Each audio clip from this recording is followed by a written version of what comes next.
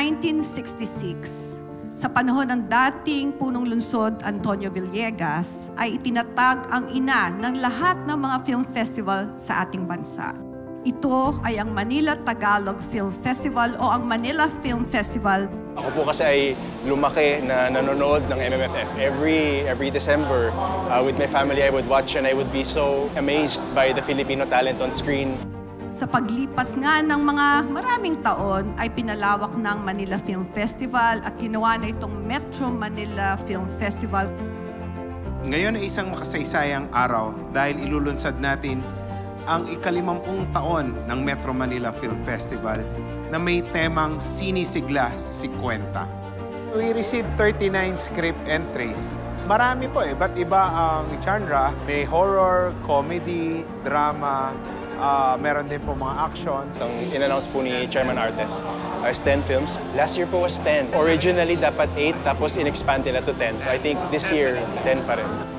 Mayroong espesyal na award na tinaguri ang Gat Antonio Villegas Cultural Award bilang pagpapahalaga sa itinuturing na ama ng Manila Film Festival. Ang nasabing special award ay pinagkakaloob sa pinaka-natatanging pelikula na nagtatampok ng mga kulturang Pilipino. Ang pelikulang ginagawa ko po ngayon, nalalahok sa Metro Manila Film Festival ay ang Himala, Isang Musikal. And I remember in high school, nanood ko yung isang pelikula which was I think Dekada 70 and I said, hopefully one day makagawa rin ako ng pelikula and to be here, to be part of MMFF is a dream come true.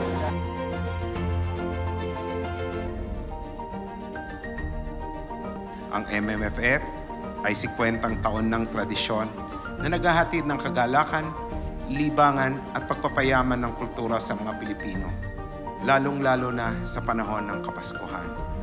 MMFF is so important to our industry. Nais kong banggitin na simula 2016, ang mga amusement taxes na nai-waive ng mga LGUs para sa MMFF ay 100% na inilalaan sa ating mga benepisyaro tulad ng Movie Workers Welfare Fund, Film Academy of the Philippines, Motion Picture Anti-Film Piracy Council, Optical Media Board, FDCP. Kung wala po ang MMFF, I think talagang magsa-struggle tayo as an industry. Gusto ko muna po magpasalamat kay Mayor Hani Lacuna, Pangan, at sa City of Manila for accepting our request na i-sponsor o i-host ang 50th anniversary. Iniimbitahan ko po kayong lahat na manood ng 50th Metro Manila Film Festival. If last year's MMFF was big, this year hopefully will be even bigger. Sa lahat po ng mga kasaling pelikula sa taong ito, good luck and congratulations para sa ating lahat ng mga Pilipino. Bigyan natin ng iba yung pagpapahalaga ang mga gawang sariling atin. Muli po, welcome po kayo dito sa Maynila. Maraming salamat, magandang hapon, mabuhay ang pelikulang